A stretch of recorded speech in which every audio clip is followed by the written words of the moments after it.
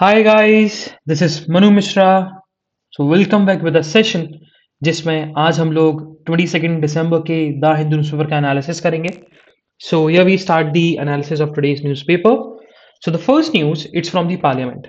So what happened? So recently अभी एक bill present किया जाना था लोकसभा में and the name of the bill is Prohibition of Child Marriage Amendment Bill 2021। अच्छा, देखो, जब भी एक क्वेश्चन रेज होता है कि बिल प्रेजेंट कौन करता है पार्लियामेंट में, है ना, सबसे बड़ा क्वेश्चन तो ये रेज होता है क्योंकि एक गवर्नमेंट पूरी की पूरी जिसमें बहुत सारे एमपीज हैं वो एक साथ प्रेजेंट तो नहीं कर सकते। तो वो बिल जिस रिस्पेक्टिव मिनिस्ट्री से रिलेटेड होता है उसी मिनिस्ट्री का जो मिनिस्टर है वही प्रेजेंट करेगा। जैसे कि हमने कल पढ़ा था इलेक्शन लॉज अमेंडमेंट बिल 2021, तो उसको किसने प्रेजेंट किया था क्योंकि वो लॉ में चेंज है। ओके, इलेक्शन लॉ में चेंज था तो लॉ मिनिस्टर ने प्रेजेंट किया। बजट कौन प्रेजेंट करता है? बजट फाइनेंस मिनिस्टर प्रेजेंट करता है क्योंकि it's about the finance, money से रिलेटेड है। और वही ये अभी जो बिल आया जिसमें मैरिजेबल एज ऑफ वुमेन को इंक्रीज कर दिया फ्रॉम 18 टू 21 ईयर्स, उसको कौन प्रेजेंट करेगा? Ministry of child development and women, जो कि स्मृति ईरानी है। और जब इस बिल को प्रेजेंट किया जा रहा था तो बिल के ऊपर अपोजिशन ने बहुत बेसिकली बहुत सारी आर्ग्यूमेंट्स दिए, बहुत अपोजिशन में गए इस बिल के। एंड उन्होंने रीजनिंग ये दी कि ठीक है, आप चलो ठीक है कर रहे हो आप मैरिजेबल एज बढ़ा रहे हो, लेकिन इसके साथ साथ आप वुमेन एम्पावरमेंट के लिए क्या करोगे? इस चीज का तो मिसयूज हो सकता है। मिसयूज कैसे हो सकता है? जैसे कि मान के चलो किस किस कोई लव मैरिज करना चाहता है, कोई इंटरकास्ट मैरिज करना चाहता है, कोई वुमेन करना चाहती है अब the age of 18 but below the age of 21। So ये लॉ पेरेंट्स मिसयूज कर सकते हैं अपने चाइल्ड को, गर्ल चाइल्ड को रोकने के लिए, इंटरकास्ट मैरिज को रोकने के लिए, है ना। और दूसरी बात, अब आपने पेरेंट्स के ऊपर एक फाइनेंशियल बर्डन डाल दिया। जो समझते थे कि गर्ल्स जो होती हैं फाइनेंशियल बर्डन होती हैं और मतलब फैमिली बर्डन होती है, उनको जल्दी जल्दी शादी करवानी चाहिए, सो उनके ऊपर, फैमिली के ऊपर और बर्डन आ गया। तो अब वो गर्ल्स हेटरेट फिर से स्टार्ट हो जाएगी। हाँ, आप मैरिजेबल एज बढ़ाइए लेकिन उसके साथ साथ आप उनको फाइनेंशियल इंडिपेंडेंस दीजिए और आप उनके एजुकेशन को भी लेकर आप उनको काम करिए। और वही जो असादुद्दीन ओवैसी हैं, उन्होंने ये तक बोल दिया कि जब कोई 18 साल की लड़की प्राइम मिनिस्टर चूज कर सकती है तो वो किसी के साथ रिलेशनशिप में चूज करने के लिए उसको क्यों 21 ईयर्स तक हम लोग घसीट रहे हैं। मूविंग फर्दर, सो श्रीलंकन कोस्टल गार्ड्स ने, या बोल सकते हैं श्रीलंकन नेवी ने, अराउंड 13 और इंडियन फिशरमैन को डिटेन कर लिया क्योंकि वो श्रीलंकन वाटर टेरिटरीज में आ गए थे। ओके, और इसी के चलते जो मेजोरिटी, जितने भी देखा, जितने भी फिशरमैन हैं वो तमिलियंस है क्योंकि तमिल ही सबसे पास वाला स्टेट है जो कि श्रीलंका के पास में है। सो तमिलनाडु के जो चीफ मिनिस्टर है एम के स्टालिन, उन्होंने यही बोला है कि अब सेंटर को आना चाहिए, सेंटर को इंटरवीन करना चाहिए इस इशू से रिलेटेड, क्योंकि अब देखा जाए तो ये बाइलेटरल इशू है। बाइलेटरल इशू का मतलब international bilateral issue, it's mean Sri Lanka और इंडिया की बात है और इसमें सेंट्रल गवर्नमेंट का ही रोल होगा। स्टेट गवर्नमेंट इसमें कुछ कर नहीं सकती क्योंकि स्टेट गवर्नमेंट स्टेट अफेयर्स देखेगी, ना कि अदर कंट्रीज के साथ रिलेशनशिप कैसे है, वो काम सेंट्रल गवर्नमेंट का होता है। तो इसी के चलते उन्होंने अर्ज किया है प्राइम मिनिस्टर से कि प्लीज आप इंटरवीन करें और हमारे जो फिशरमैन फंसे हुए हैं, तमिल फिशरमैन फंसे हुए हैं, उनको आप निकालें। मूविंग फर्दर, सो अभी क्वेश्चन आर चल रहा है ना, पार्लियामेंट चल रहा है, मतलब ऑब्वियसली बात है क्वेश्चन आर भी चल रहा है। तो क्वेश्चन आर में एक क्वेश्चन पूछा गया to the ministry of home affairs से, तो रिप्लाई कौन करेगा? मिनिस्ट्री ऑफ होम अफेयर्स का रिप्रेजेंटेटिव। अब वो कोई भी हो सकता है, minister of state of home affairs भी हो सकते हैं, minister cabinet minister of home home home affairs भी हो सकते हैं, मतलब अमित शाह भी हो सकते थे और नित्यानंद राय भी हो सकते थे, बट अमित शाह प्रेजेंट नहीं थे। तो होम अफेयर्स से क्वेश्चन था कि ये बताइए, हमने रिपोर्ट पढ़ी है, उस रिपोर्ट में ये लिखा गया है कि आपने बहुत लोगों के ऊपर यूएपीए लगा दिया, उनको एंटी नेशनल बोल दिया। तो आप एंटी नेशनल की डेफिनेशन तो बताओ कि एंटी नेशनल की डेफिनेशन क्या है। आप किसी पर्सन को एंटी नेशनल अगर बोलते हो तो कैसे बोलते हो, किस बेसिस पे बोलते हो? तो उस चीज को लेकर ministry minister of state of home affairs Nityanand Rai, उनका जो रिप्लाई था, उन्होंने बोला कि एंटी नेशनल, जो एंटी नेशनल की डेफिनेशन है वो किसी भी स्टैट्यूट में डिफाइंड नहीं है, मतलब यूएपीए एक्ट में डिफाइंड नहीं है। हाँ, there are certain judicial pronouncement, उसके बेसिस पे हम लोग किसी पर्सन को एंटी नेशनल बोल सकते हैं। हाँ, there is also Indian penal code, there is also CrPC, उसमें डिफाइंड है। इंडियन कॉन्स्टिट्यूशन में भी एंटी नेशनल डिफाइंड नहीं है। हाँ, एंटी नेशनल एक्टिविटीज डिफाइंड हुआ करती थी, और ये जब इमरजेंसी के समय पे आई थी, जब 42nd कॉन्स्टिट्यूशनल अमेंडमेंट आया था, जिसको हम लोग मिनी कॉन्स्टिट्यूशन भी बोलते हैं, जिसकी बहुत सारी चीजें बाद में फिर चेंज भी की गई by 43rd and 44th amendment, constitutional amendment, उसमें एंटी नेशनल की डेफिनेशन डिफाइन की गई थी, और एक आर्टिकल इंसर्ट किया गया था, आर्टिकल 31 कैपिटल डी, जिसको फिर by the next constitutional amendment, by the 43rd constitutional amendment, article 31 capital D को स्टक डाउन कर दिया गया, मतलब एंटी नेशनल की डेफिनेशन को हटा दिया गया from the book of constitution. ये लिखा गया है, ये आप पढ़ सकते हैं। ओके, तो कहीं डिफाइन नहीं है, बट एंटी नेशनल की डेफिनेशन आप जुडिशियल प्रोनाउंसमेंट से, ये सारी जगहों से आप देख सकते हो। Moving further, again on the state news, what happen, so एक एनजीओ है, अब name of the NGO is basically centre for micro finance and livelihood. उसने एक प्रोग्राम लॉन्च किया है, एक बहुत अच्छा प्रोग्राम है, and this program will basically revive the loss of studies that has been bared by the students in the COVID situation। मतलब Covid की सिचुएशन में जिन बच्चों का पढ़ाई का लॉस हुआ था, अब उन लॉस को रिकवर करने के लिए इस नॉन प्रॉफिट ऑर्गेनाइजेशन ने एक मिशन चालू किया, एक प्रोग्राम चालू किया है। तो अब ये देखा जाए तो ये चीज ऑल इंडिया या पैन इंडिया लेवल पर एप्लीकेबल कराई जा सकती है उन बच्चों के लिए जो बच्चे कोविड सिचुएशन में स्कूल अटेंड नहीं कर पाए थे, ऑनलाइन एजुकेशन नहीं मिल पाई थी, और उनका पढ़ाई का लॉस हुआ था। अब ये प्रोग्राम है क्या, ये प्रोग्राम है क्या, इस प्रोग्राम के चलते जो टीचर्स हैं, वो टीचर्स एक्स्ट्रा क्लासेस लेते हैं by making a separate classroom, जिसमें उन बच्चों को एडमिट किया जाता है और उनको पढ़ाई सिखाई जाती है जो उनकी कोविड सिचुएशन में लॉस हो गई थी। और ये असम में चल रहा है अभी, असम के एक डिस्ट्रिक्ट में, ग्वालपुर डिस्ट्रिक्ट है, वहां पर ये प्रोग्राम चल रहा है अभी। Moving further, again on the state page, let's see. So हाँ, ये बड़ी इंटरेस्टिंग सी न्यूज है, इसमें थोड़ा सा अपन पढ़ेंगे भी। देखो, पंकज चौधरी जो कि union minister for state for finance minister है, फाइनेंस मिनिस्ट्री है, उनका यह कहना है कि आंध्र प्रदेश हमेशा से डिमांड करता आ रहा है कि आंध्र प्रदेश को स्पेशल कैटेगरी स्टेटस दे दिया जाए। तो सबसे पहले अपन स्पेशल कैटेगरी स्टेटस समझते हैं होता क्या है। तो देखो, स्पेशल कैटेगरी स्टेटस स्टेट्स को दिया जाता है। इंडिया में जो स्टेट्स है ना, 28 स्टेट्स हैं, उन स्टेट्स को स्पेशल कैटेगरी स्टेटस में डाला जाता है। लेकिन ऐसा नहीं है सारे स्टेट्स को डाल दें, कुछ कंडीशंस फुलफिल करनी पड़ती हैं उन स्टेट्स को, तब जाके।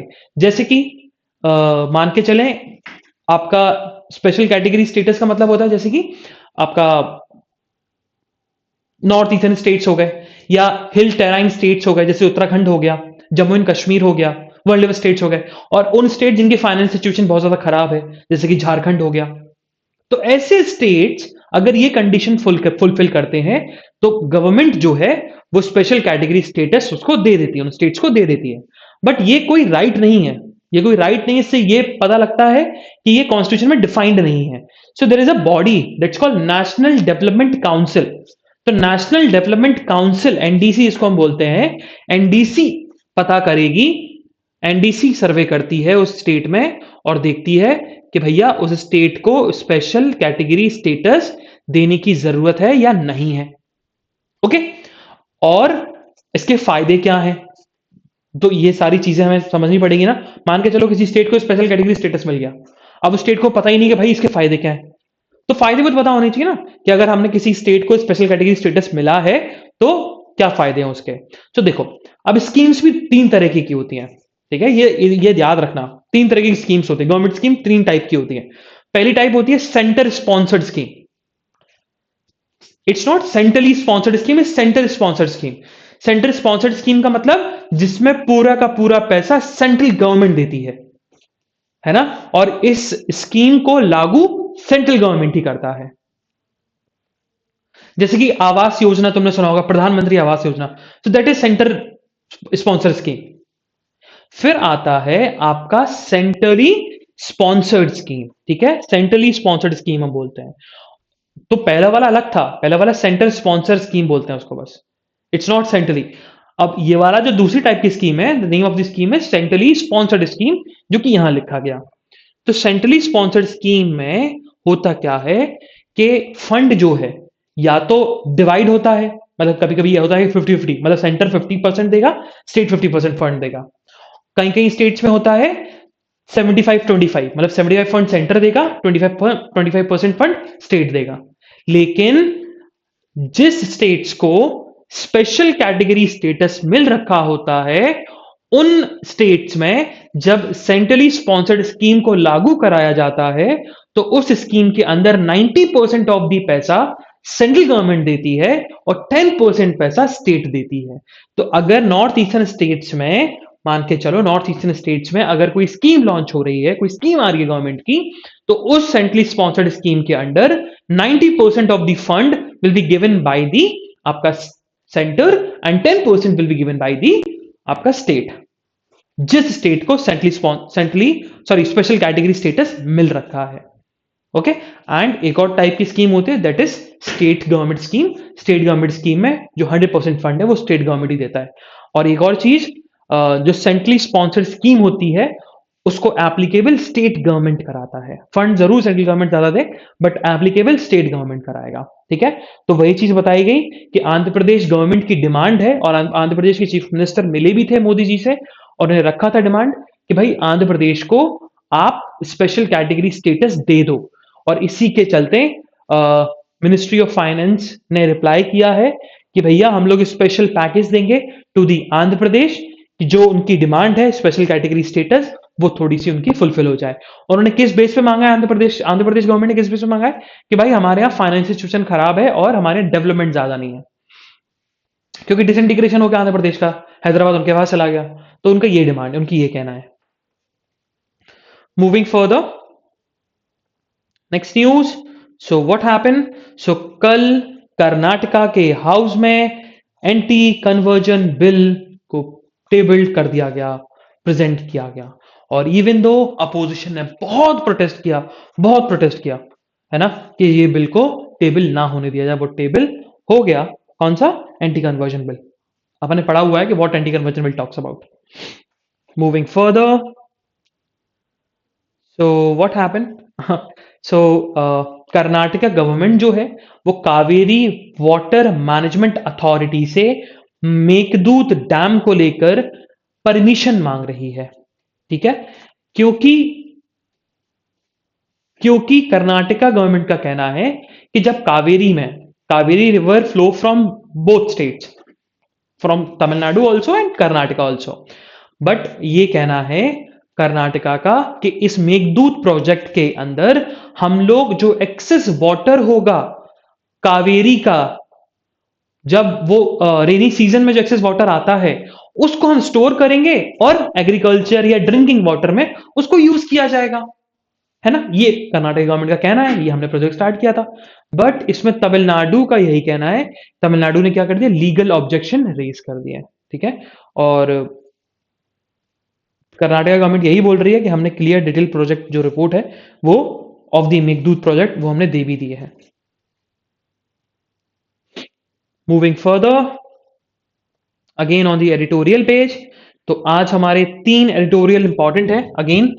सो the first one, it's about the linking of Aadhaar, है ना, the linking of Aadhaar with the roll data, इससे रिलेटेड है, इसको अपन पढ़ेंगे। The second one, again very very interesting one, so it's about the labour codes, यहां बोल सकते हैं कोड ऑफ वेजेस, है ना, उसको लेकर है। और इसमें ऑथर ने लिखा है कि कैसे कोड ऑफ वेजेस जो है वो बॉन्डेड लेबर को लीगलाइज कर रहे हैं। बॉन्डेड लेबर का मतलब होता है, अगर हम बॉन्डेड लेबर बेसिकली के, बॉन्डेड मतलब बंधा हुआ लेबर, के एम्प्लॉयर उसको जो लेबर है वो एम्प्लॉयर के काम से निकल नहीं सकता, वो बाउंड है, उसको काम करना ही पड़ेगा, चाहे वो काम छोड़ना चाहे तो भी नहीं छोड़ सकता। ठीक है, तो कैसे कर रहा है ये कोड, इसको अपन पढ़ेंगे। And the third one, it's about the deeply insecure union territory, so ये लद्दाख से रिलेटेड है। चलो, so first will discuss the main वाला ट्यूटोरियल जो कि हमारे एग्जामिनेशन पर्सपेक्टिव के लिए इंपॉर्टेंट है, and that's about the how the code of wages legalise bonded labour. देखो, रिसेंटली अभी गवर्नमेंट ने लेबर कोड्स, जिसमें से कोड है कोड ऑफ वेजेस 2019 को पास कर दिया। अब ऑथर का यह कहना है कि देखो, जब हम स्लेवरी की बात करते हैं, अब थोड़ा ब्रॉडर कॉन्सेप्ट लेके चलना तभी ये ट्यूटोरियल समझ में आएगा। देखो, स्लेवरी की हम बात करते हैं तो स्लेवरी बहुत सारे तरीकों से होती है। पहले जो स्लेवरी हुआ करती थी वो कलर के बेस पे हुआ करती थी कि आप ब्लैक हैं तो भैया आप स्लेव होंगे, आपको उनको अफ्रीका से लेके आया जाता था और अमेरिका में उनको एज अ स्लेव बेचा जाता था। ठीक है, फिर उसके बाद धीरे धीरे स्लेवरी की डेफिनेशन चेंज हो गई और फिर वो डेट रिडन स्लेवरी पे आ गया, है ना, क्योंकि फिर अब ये हुआ कि भाई कलर के बेस पे डिस्क्रिमिनेशन होता है, वैसा नहीं कर सकते। लेकिन लोगों को जरूरत थी, लोगों को स्लेवरी की बहुत ज्यादा जरूरत थी, आदत पड़ी हुई थी। लोग इतना पहले नहीं जानते थे फंडामेंटल राइट्स और ह्यूमन राइट्स, बेसिक राइट्स, इतना ज्यादा पछड़ में नहीं पड़ते थे वो लोग। अब ज्यादा होने लगा ह्यूमन राइट्स, अच्छी बात है, होना चाहिए, मतलब सबके राइट्स होते हैं, और पहले नहीं होता था इतना। तो पहले लोगों को तरीके डिफरेंट डिफरेंट उनको रूट्स अपनाने होते थे, और एक जो रूट इजी रूट मिला वो था डेट रिडन स्लेवरी, जिसको हम बोलते हैं बॉन्डेड लेबर, कि आप एज एन एम्प्लॉयर आप अपने एम्प्लॉय को इतना पैसा दे दो, उसको इतना डेट में डाल दो कि वो अगर आपकी जॉब छोड़ना भी चाहे तो वो जॉब ना छोड़ पाए, उस पर इंटरेस्ट लगाते जाओ, उस पर इंटरेस्ट लगाते जाओ। जैसे कि पहले ब्रिटिश एरा में या ब्रिटिश एरा के बाद भी मनी लेंडर्स और जमींदार करते थे पीजेंट्स के ऊपर।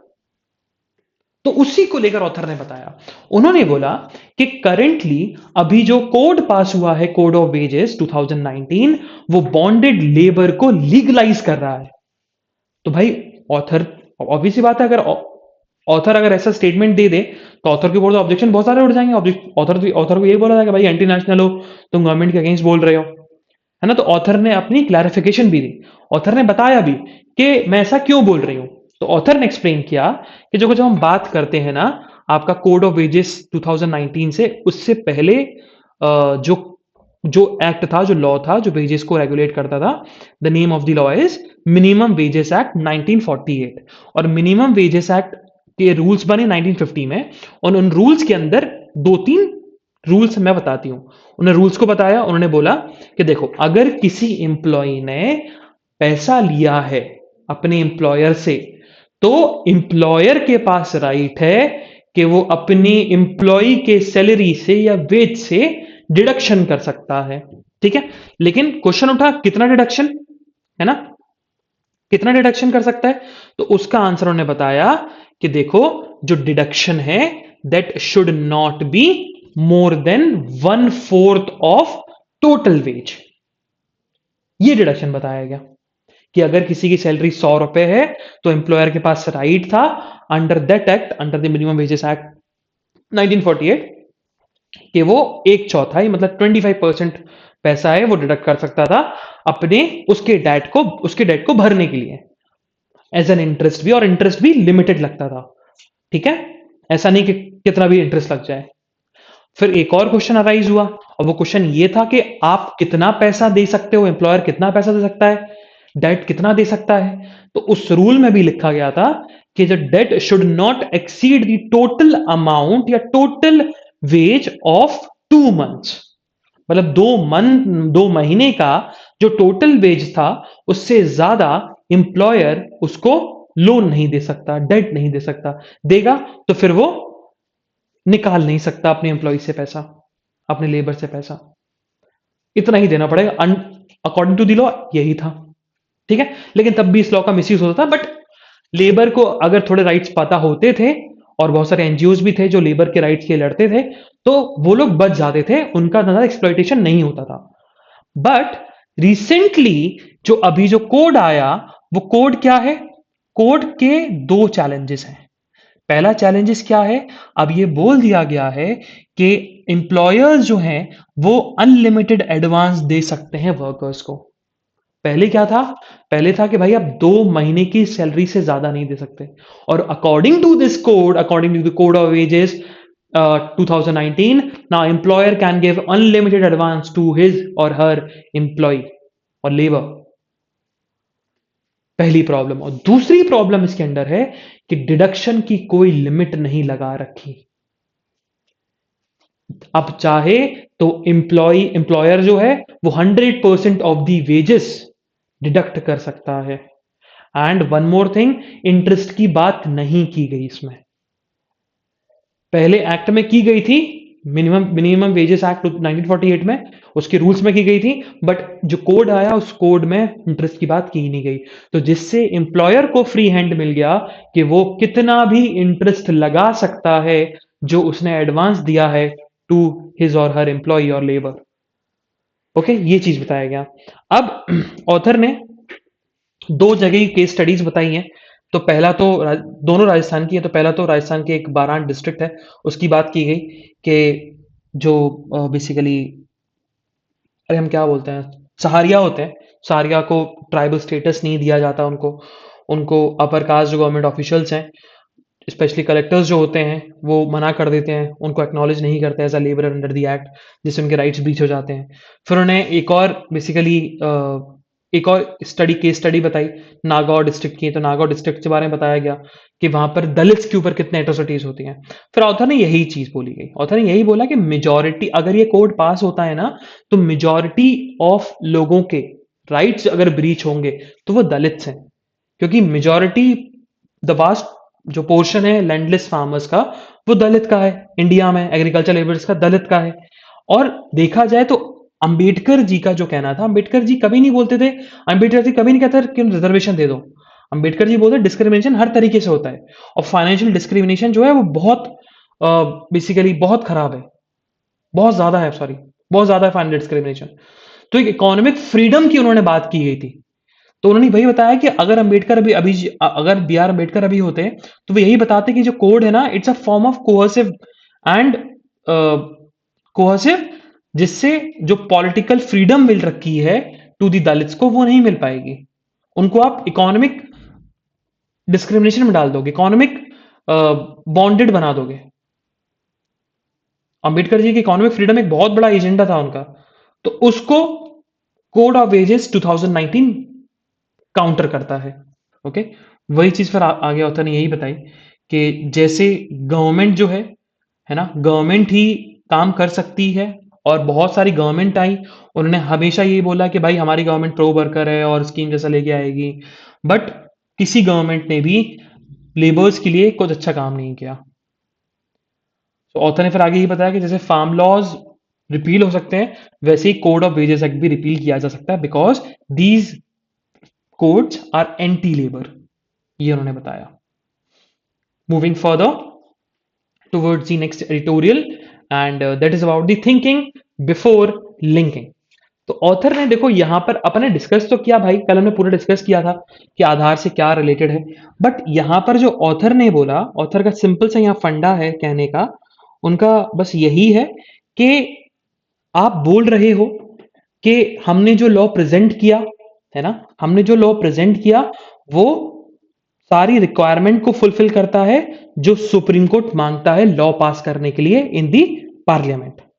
ये आपने बोला, ये आपका कहना, ये किरण रिजिजू ने बोला था कि सुप्रीम कोर्ट ने परमिसिबल लॉ है, लेजिटिमेट स्टेट ऑफ इंटरेस्ट है और प्रोपोर्शनैलिटी दिखा रहा है।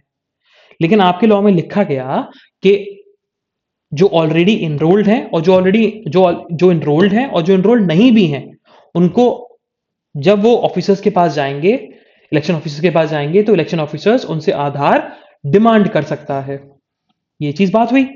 तो ऑथर का कहना सिंपल सा है, आप बोल रहे हो कि प्रोपोर्शनैलिटी है, तो अगर मान के चलो मुझे अपना आधार कार्ड नहीं दिखाना, मुझे अपनी प्राइवेसी को ब्रीच नहीं करना, मुझे अपनी प्राइवेसी रिवील नहीं करना, तो तब भी इलेक्शन ऑफिसर इलेक्शन ऑफिसर मुझसे डिमांड कर सकता है आधार कार्ड का। और अगर मैं मना करता हूं तो इलेक्शन ऑफिसर मेरा काम नहीं करेगा, मुझे वोट नहीं डालने दिया जाएगा। तो ये प्रोपोर्शनैलिटी टेस्ट का ब्रीच है जो सुप्रीम कोर्ट ने बोला था। और दूसरी बात उन्होंने क्वेश्चन अराइज की कि भैया आप ये लॉ क्यों लेके आए? आप लॉ इसी वजह से लेके आए क्योंकि भाई बोगस वोटर्स होते हैं बहुत ज्यादा। तो there are 90% of the cases in India about the bogus Aadhaar को लेकर है। तो जब वोटर आईडी में बोगस हैं, बोगस वोटर्स हैं, तो आधार में तो उससे भी ज्यादा बोगस है। तो आप कैसे एक तरीके से ट्रांसपेरेंसी लेके आ जाओगे? तो इससे ज्यादा और बोगस लिस्ट बन जाएगी वोटर लिस्ट की। ये चीज ऑथर ने यहां पर बताया। Moving further about the next editorial and it's about the deeply insecure union territory। अच्छा देखो, ये आपको खुद पढ़ना है। तो ये लद्दाख से रिलेटेड है। तो अभी लद्दाख के ऊपर डिमांड होने लगी कि लद्दाख में पॉलिटिकल रिप्रेजेंटेशन होना चाहिए, मतलब लद्दाख में भी लेजिस्लेटिव असेंबली का सेटअप हो जाए, जैसे जम्मू एंड कश्मीर में किया जा रहा है, जैसे कि दिल्ली है, जैसे कि पौंडीचेरी है। जैसे जम्मू एंड कश्मीर में इलेक्शंस होंगे तो वैसे ही लद्दाख यूनियन टेरिटरी में भी इलेक्शंस होने चाहिए, उसकी डिमांड की जा रही है। इवन दो बीजेपी के जो सोल एमपी हैं फ्रॉम लद्दाख, उन्होंने भी डिमांड करी है इस चीज की। तो उसी से रिलेटेड है। ऑथर ने बेसिकली क्रिटिसाइज किया है सेंटर के मूव को कि उन्होंने लद्दाख यूनियन टेरिटरी बना दिया विदाउट एनी पॉलिटिकल रिप्रेजेंटेटिव। तो ये चीज गलत है ना। लद्दाख जो पहले 4 स्टेट असेंबली में सीट्स हुआ करती थी, रिप्रेजेंटेशन था, वो भी खत्म हो गया अब। उससे रिलेटेड बताया गया। Moving towards the national news. So वही पौंडीचेरी के जो चीफ मिनिस्टर हैं Narayanaswamy, V Narayanaswamy, former chief minister, उनका भी यही कहना है कि भैया प्राइम मिनिस्टर का इंटरवेंशन होना जरूरी है, तभी जो अरेस्टेड फिशर्स हैं, फिशरमैन्स हैं, उनको रिलीज किया जा सकेगा फ्रॉम दी श्रीलंकन नेवी। ये चीज बताया गया। Moving further, so again in the question आर में क्वेश्चन पूछा गया कि भैया इंडिया की जो रैंकिंग आई थी ना वर्ल्ड प्रेस फ्रीडम इंडेक्स में 142 आउट ऑफ 180 नेशंस, उस पर आप रिप्लाई करो, ऐसा क्यों है भाई, क्यों प्रेस फ्रीडम खराब हो रखी है इंडिया की?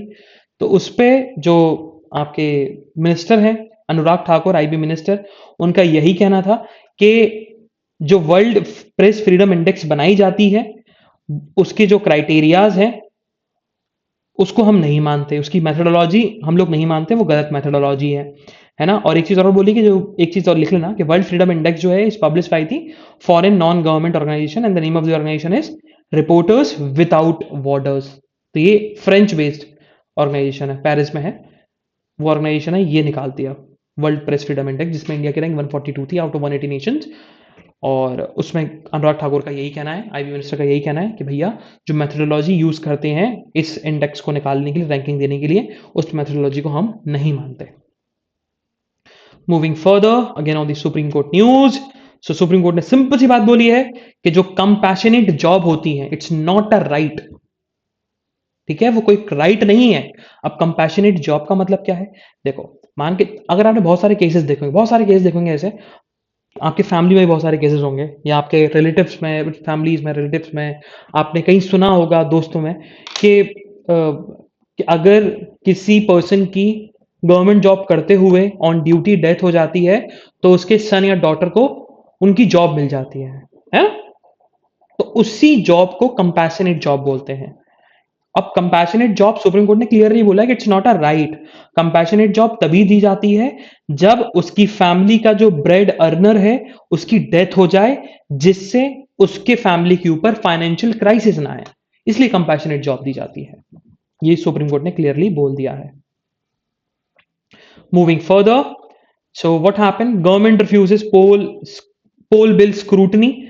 सो गवर्नमेंट ने सिंपल सी बात बोली है, गवर्नमेंट ने मना कर दिया कि हम लोग बिल को स्क्रूटनाइज होने के लिए नहीं भेजेंगे। कौन सा bill? Election law amendment bill 2021 को स्क्रूटनाइज होने के लिए हम नहीं भेजेंगे टू दी पैनल, क्योंकि हमारे पास डेटा है और डेटा यही बताता है कि there is a need of this law, of this amendment law, because there are many states जहां पर वोटर कार्ड ज्यादा है आधार कार्ड से। Moving further again on the national news. So what happened, centre ने बोल दिया है कि हमें ओमिक्रॉन वेरिएंट को कॉम्बैट करने के लिए we need more restrictions in the country of India, in many states, specially in the Maharashtra and Delhi, क्योंकि वहां हाईएस्ट नंबर ऑफ केस निकल रहे हैं ओमिक्रॉन वेरिएंट के, 54 निकल चुके हैं अभी तक। मूविंग फर्दर, सो बताया गया बाय क्वेश्चन आर का आंसर वही दिया गया, given by the social justice and empowerment ministry. उनसे क्वेश्चन यही पूछा गया था कि आप ये बताओ कि 2021 में मैनुअल स्कैवेंजिंग करते हुए कितने लोगों की डेथ हुई। तो वही बताया गया कि अराउंड 22 लोगों की डेथ हो गई bye cleaning the sewage in the year 2021। Moving further on the world news, so what happened, तो हमने एक न्यूज पढ़ी थी कि यूएस ने सैंक्शन लगा दिया चाइना के ऊपर, स्पेशली ऑन दी चाइना के जो बायोटेक फार्म्स हैं उनके ऊपर। इसी के रिटेलिएशन में by applying the tit for tat policy, China ने यूएस गवर्नमेंट ऑफिशियल्स के ऊपर सैंक्शंस लगा दिए कि वो जिनजियांग रीजन्स में आ नहीं सकते और ट्रेवल नहीं कर सकते। ये उन्होंने सैंक्शंस लगा दिए हैं। और उसके साथ साथ बीजिंग ने ये बोल दिया कि 4 ऑफिशियल्स हैं, 4 यूएस गवर्नमेंट ऑफिशियल्स हैं, वो हमारी कंट्री विजिट नहीं कर पाएंगे और जिनजियांग रीजन में कोई भी यूएस का गवर्नमेंट ऑफिशियल विजिट नहीं करेगा। मूविंग फर्दर, सो इकोनॉमिक न्यूज अगेन कोई ऐसी न्यूज नहीं है जो हमारे एग्जामिनेशन पर्सपेक्टिव के लिए इंपॉर्टेंट हो। So this is the analysis of today's newspaper. हम लोग कल फिर मिलेंगे with some exciting news, some exciting current affairs. तब तक के लिए bye bye, have fun and enjoy your day. Bye bye guys.